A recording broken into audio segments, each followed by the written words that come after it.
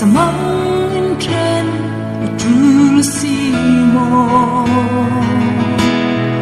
em tin ta về chimo riêng te hi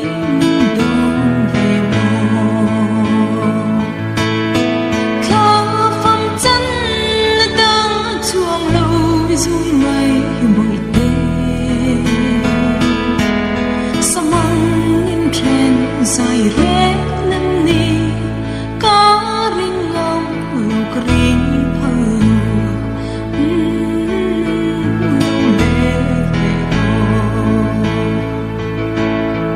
cắn lên na lang đắng mà xe rào khá cho ni kiêng có bê ren tri thái coi bia thu cả lan nàng chê run nghe bia thu banin khá phong chân đang chuông lâu run ngày bội đê Samang in tren dài rẽ lên đi có ring ngông lục ring phơi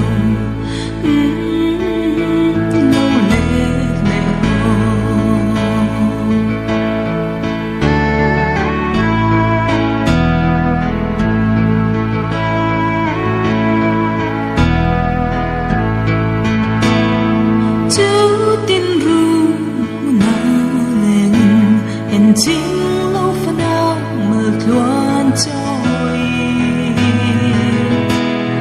lái qua bộ và đủ nên là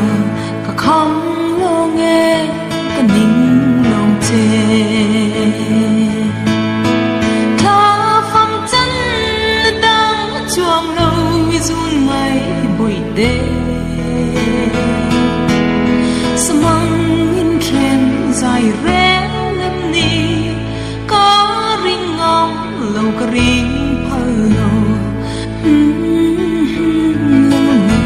lệ rồi cắn lên lang đắng mà xe rào khá cho ni kiêng có bê ren tri thái coi bia thu có nàng chê run nghe bia thu banin khá phong chân đang chuông lâu run ngày bụi tê Samang in tren dài rẽ lên đi